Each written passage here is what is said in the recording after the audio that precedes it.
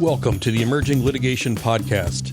This is a group project driven by HB Litigation, now part of Critical Legal Content, and VLEX Companies Fast Case and Law Street Media. I'm your host, Tom Hagee, longtime litigation news editor and publisher, and current litigation enthusiast. If you wish to reach me, please check the appropriate links in the show notes. This podcast is also a companion to the Journal of Emerging Issues in Litigation, for which I serve as editor-in-chief, published by Fast Case Full Court Press. And now, here's today's episode. If you like what you hear, please give us a rating. ESG, or Environmental, Social, and Governance. The reporting of your ESG commitments and so-called greenwashing litigation have implications for a wide range of stakeholders. Maybe you. Companies face significant financial and reputational risks, while investors, regulators, advocacy groups, and consumers all have an interest in ensuring the accuracy and transparency of ESG claims and information. On the investor side, last year, the Securities and Exchange Commission, the SEC, adopted amendments to the Investment Company Act with the names rule. And this is intended to address fund names that are likely to mislead investors about a fund's investments and risks. One way some companies can mislead investors is by saying they're doing good things for the planet or for your health, when the reality is they are either exercising wordplay or just not telling the truth. Can you imagine? Certain terms that reference a thematic investment focus, such as the incorporation of one or more ESG factors, are being scrutinized. But on the consumer side, the Federal Trade Commission has been on the case because the agency stalks misleading advertising claims. Such violations have real consequences. In 2022, the FTC reached multi-million-dollar settlements with store chains Kohl's and Walmart over claims that certain products were eco-friendly and made from bamboo. I mean, who doesn't love bamboo? I know I do. But as it turns out, the FTC said some items advertised as bamboo were actually made of rayon. And who doesn't love rayon? I don't know if anyone loves rayon. Side note, did you know that rayon is marketed in some countries as cactus silk? That's a fun fact. I'm no expert, but I'm certain the FTC would be all over that. Back to bamboo. The agency said the eco-friendly bamboo claims from the store chains were misleading representations that violated the FTC Act and the Textile Act. In addition, the FTC says Kohl's and Walmart engaged in greenwashing by making deceptive eco-friendly claims for those products. Each company paid a couple $1 million for their violations. And the FTC has resources for those looking to stay on the eco-friendly straight and narrow, like its green guides. This is welcome news for consumers. According to McKinsey & Company, more than half of U.S. consumers are highly concerned about the environmental impact of packaging in general. Consumers are willing to pay more for more green, so companies are accommodating, mostly on the up and up, developing and marketing more products than ever that are, in addition to eco-friendly, things like sulfate-free, all vegan, plant-based, non-toxic, earth-friendly, environmentally friendly, or carbon neutral to remain competitive. That last one, carbon neutrality, is a subject of a class action in federal court in New York over the branding on bottled water. But there are other noteworthy cases, and my guest is here to talk about them. She is Ramya Ravi Shankar, General Counsel and Corporate Secretary of the How Good Company. How Good is an independent research firm that helps the world's largest food brands meet their sustainability commitments. So she's helping them stay on the straight and narrow. Well, she and her team. Ramya is a former environmental biologist turned attorney who is, as you will soon hear, passionate about the intersection of food and sustainability. It's great to love your job, and so can you. Previously, Ramya was Associate General Counsel at Bowery Farming, a producer of pesticide-free lettuce and other leafy foods and herbs. Before that, she was a regulatory enforcement associate at Skadden Arps. You've heard of them. Ramya earned her JD from Columbia Law School in New York and her Bachelor of Science degree from Queen's University in Ontario, Canada. And now here is my interview with Ramya Ravishankar of How Good, speaking to me from her tidy and what I can only assume is a plant-based, non-toxic apartment in New York. I hope you enjoy it.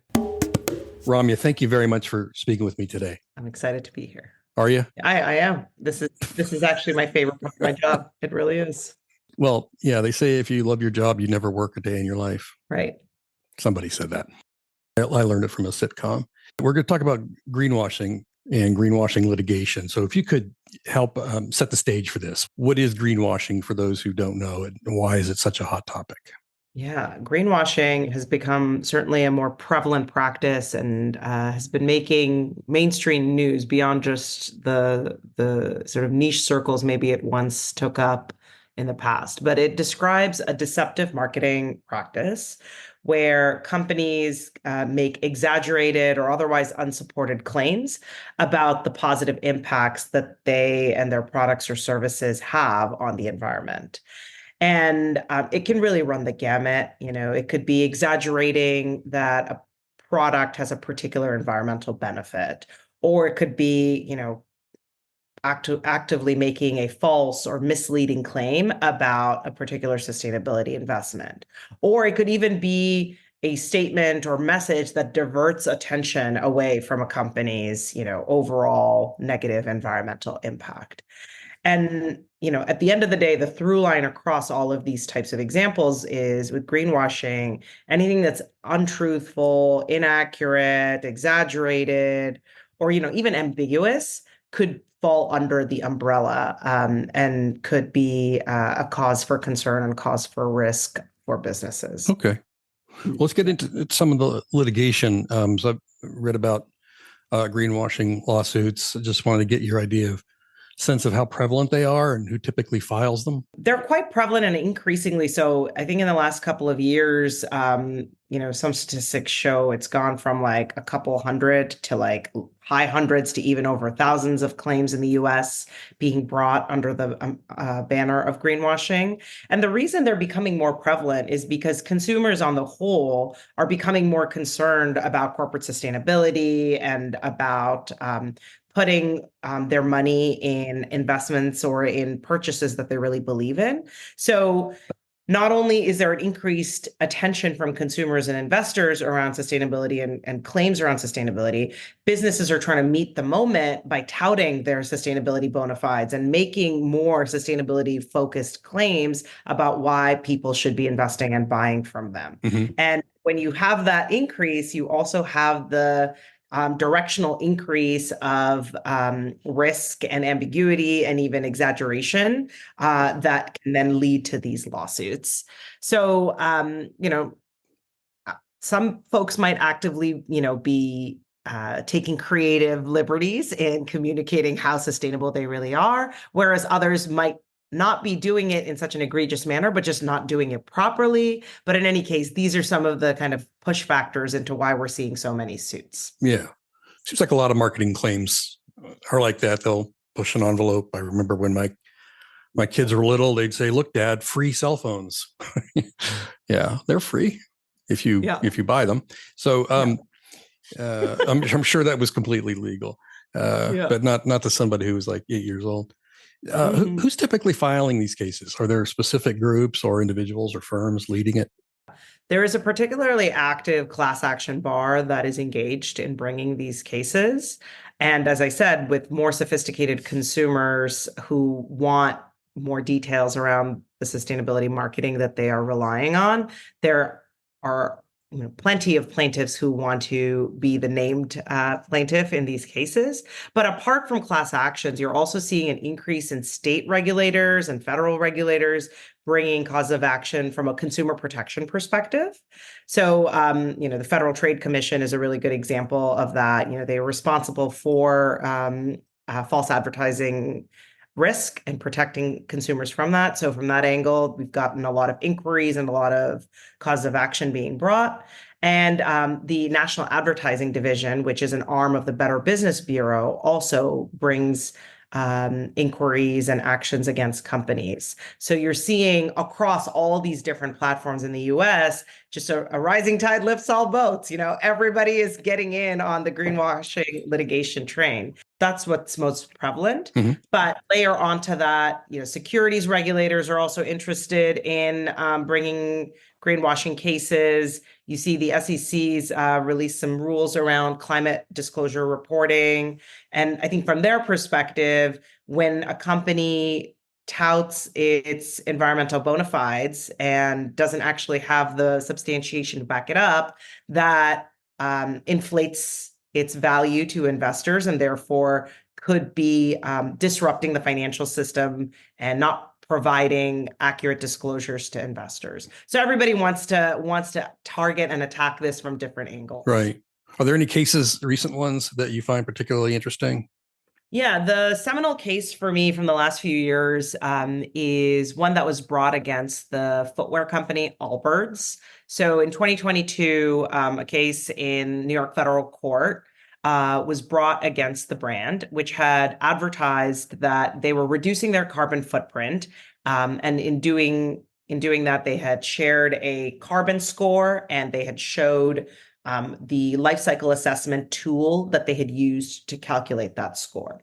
Plaintiffs in this class action claimed that methodology and that life cycle assessment was not robust enough and was not including enough aspects of Allbirds manufacturing in order to accurately share what its true carbon impact was, and therefore was affecting their purchasing decisions. The court actually ruled in Allbirds' favor because the underlying claim was not actually that the brand was misleading consumers. It was simply that the methodology they were using was not up to, the plaintiff's standard for what it should be. Simple criticism around the methodology was not enough under the consumer protection statute that the claim was brought under to be sufficient for the court to rule in the plaintiff's favor. You can see, though, how it hinged entirely on how clearly and overtly the brand disclaimed or caveated its environmental benefit claims. It had cited to a particular methodology, it had cited to a particular score, and had made that, reasonably available to consumers. But if it had just stopped at our shoes are great for the earth, or our shoes have a carbon impact of XYZ without any underlying support documents, the court could have easily ruled in favor of the plaintiffs instead of dismissing the case. So it's a really good example of how companies can avoid a unfavorable ruling down the road. The only thing I'd like to say about Allbirds is, first of all, I'm wearing them right now. And what I'd like to say, what my problem with them is they've convinced us that it's okay to wear slippers outside. I think there are a lot of people who would agree with you that fashion trends have moved almost too far in the direction of normal, and that we might want to rein it in a little bit. Yeah, I see people walking around. Are those pajamas? Or those not? I can't tell what that person's wearing. Yeah, or like workwear that is wrinkle-free and so easy to get into, but you're basically wearing a sweatsuit. Yeah, that's America. We're a casual country. You said there were two cases. What was the other case? Yeah, the other case that I wanted to bring to your audience's attention is a little bit more recent. It was actually just decided in March of this year, and it involves the cosmetics company Sephora. And full disclaimer up front, I am a Sephora consumer, so I understand and appreciate the depth of offerings that this company has. The underlying claims were related to Sephora's Clean at Sephora program, which is a designation that they attribute to various personal care and cosmetics products that meet certain criteria that they have determined are clean. Sephora in its website and in its, marketing materials makes it very apparent what those criteria are, including the fact that the products have to be made without certain chemicals like parabens or sulfates, mineral oil, formaldehyde, so on and so forth. And it articulates all of this. But the plaintiffs in this case suggested that the phrase and the label "Clean at Sephora" made them reasonably think that the products were free of synthetic materials altogether, or all harmful materials altogether. Here again, the court actually ruled in favor of the brand and dismissed the action because the way the definition and criteria for the Clean at Sephora program was set out, no reasonable consumer could assume the more expansive definition that the plaintiffs were putting forward. Clean at Sephora means X, Y, and Z, and this is where we've listed it, and this is why it's not misleading, was the company's argument, and it held up in court. Again, it hinged on the fact that the company had made very clear and very easily accessible information for consumers so that whatever green claim was being assessed, the consumer would have a robust set of facts to assess that instead of jumping in and filling the gaps themselves with more ambiguous or more incorrect details. So in both cases, both companies were transparent about the yardstick they were using, but the plaintiffs didn't like the yardstick. Does it kind of come down to that? That's right. The reason I think we are in the US seeing a lot of these cases that could go either way, where the definitions might shift of what a reasonable consumer relies on in the advertising, is because green claims at the moment in the United States are covered by the FTC's green guides, which are a non-binding set of recommendations or guidance from the Federal Trade Commission around how to structure green claims. It was last updated over 10 years ago, and it hasn't moved forward and along with the greater innovation in sustainability, the greater innovation in sustainability marketing, and things that might have been fringe or outlier type claims in the past are becoming more aggressively used. For example, net zero. That was not something that we were really talking about back when the green guides were last updated. So getting more guardrails in place from these regulators around what can and can't be done is really important. And because we don't yet have that update, we're seeing more pushing of the boundaries from companies and then a reaction to that in greater litigation from plaintiffs and other regulators. In terms of the kinds of claims we might be seeing, what do you anticipate out there based on what you're seeing in the US or the EU? The EU is actually at the forefront of regulating green claims and are doing a more active and fulsome job of that.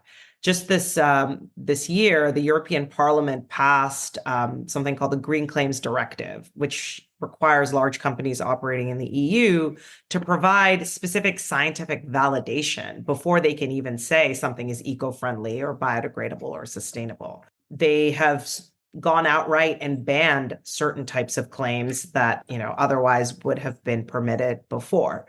The UK now has a new anti-greenwashing rule that's going into effect, and the regulating authority there is the Financial Conduct Authority. So it's giving them more tools to combat claims that companies are making around greenwashing and to address non-compliance. So whether you see it in the US through the FTC or other regulators here or not, if you're a large operator, you're going to be paying attention to greenwashing regulation abroad, and it's coming fast and furious. There's going to be a lot more that marketing teams and legal teams are going to have to do to stay abreast of these updates. What advice, practical guidance would you give to companies to avoid greenwashing claims? So at a high level, to minimize risk, I think the common denominator across jurisdictions is to have any statements that a company is putting forward externally be accompanied by strong substantiation, data, and transparency around that substantiation and data. And then you also want to augment that system of transparency with strong underlying policies around risk management and having credible standards by which you are determining that a particular product or particular service is what you're claiming it is with respect to environmental impacts. You want to be really clear and concise around what the purported environmental benefit is, and you want to make sure you're not overstating or even omitting certain things that would be material to your consumers. And if I were to drill down more tactically for companies, I would say you want to have strong data provider partners who can support some of these claims that you're making. If it is, 50% more recyclable than your average brand, or whatever the claim is, you want to make sure that the data that's powering that 50% claim can be substantiated with credible scientific evidence. It complies with leading sustainability standards and frameworks. You want to make sure that the data and the methodology used to calculate that data are regularly reviewed and updated, so that you're not relying on standards that are already, too old from a few years back. Your company, How Good, serves companies in the food industry. So do you have anything to say relating to those companies that may be different from other companies? Yeah. So I think food is special in two ways. And I genuinely, I believe this, not because I work at a company that services the food industry, but food is special because everybody eats and can relate to food and can understand the impact of their purchasing decisions with respect to food. And the other reason is agriculture truly has an outsized impact on climate and environmental issues. Individuals can tie more closely what they're eating with the impact that choice is making on sustainability and on the environment. For companies in this space, when they are trying to share their sustainability investments and make green claims, I would emphasize in their partnering with data providers that they focus on data providers that have a specialty in agricultural production, that can provide data that is not just ingredient specific, but location and crop specific, and can incorporate different levels of granularity and complexity across their supply chain. So if they have data on a particular supplier that grows a crop in a particular region, your data provider can incorporate that supplier data and be able to provide more detailed insights. Could you say a few words about green hushing? Frankly, not until I talked to you the first time that I hear that term. Of course, now I see it all over the place. But what's going on with green hushing? What is that? Yeah, it's hard not to talk about green hushing when you talk about greenwashing.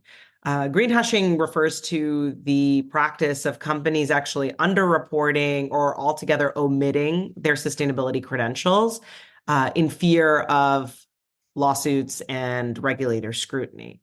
So what I can say is, as sustainability becomes an increasing factor in individuals' purchasing decisions, it becomes a factor in regulators' policy priorities. You are also going to see companies being more activist and embracing that, but you're also going to see companies afraid of embracing that and trying to distance themselves from it. And that's what green hushing refers to. But in this context, I want to put your audience, put a few other points on your audience's radar. One is this other practice of green rinsing. So when a company sets a target around its sustainability goals, and then before they're achieved, moves the goalposts and changes the target because it was not able to meet what it had set itself out to do.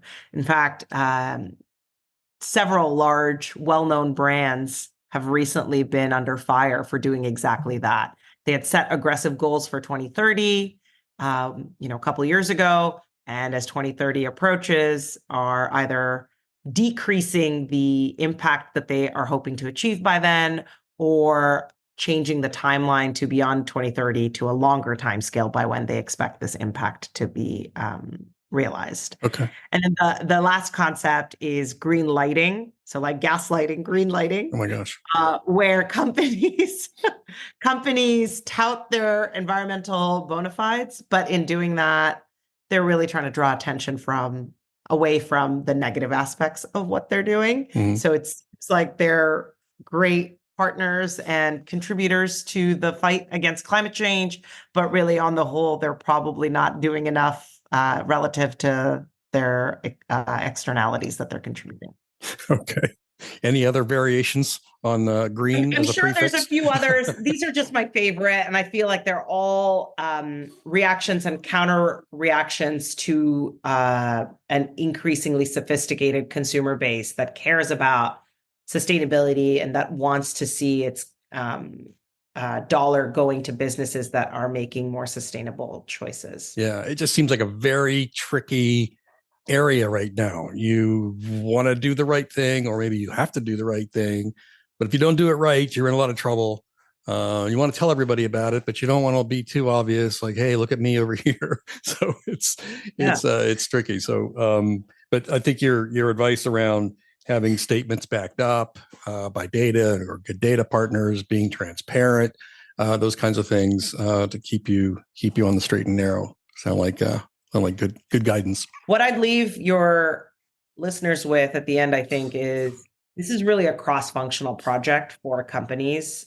It's not just the responsibility of legal. It's not just the responsibility of marketing. You really want your procurement teams, your communications teams, your compliance teams, all working in lockstep with legal and marketing to make sure that the company's reputation and the company's value proposition are appropriately and adequately communicated. And one way to do that is having some sort of working group or committee in place that owns and is responsible for this, tracking trends and regulatory developments and incorporating them into the company-wide strategy around sustainability will be really helpful. Well, Ramya Ravi Shankar, thank you very much for talking with me about this today. Thank you. It's been a pleasure. That concludes this episode of the Emerging Litigation Podcast, a co-production of HB Litigation, Critical Legal Content, VLEX Fastcase, and our friends at Lost G Media. I'm Tom Hagee, your host. Please feel free to reach out to me if you have ideas for a future episode, and don't hesitate to share this with clients, colleagues, friends, animals you may have left at home, and certain classifications of fruits and vegetables. And if you feel so moved, please give us a rating. Those always help. Thank you for listening.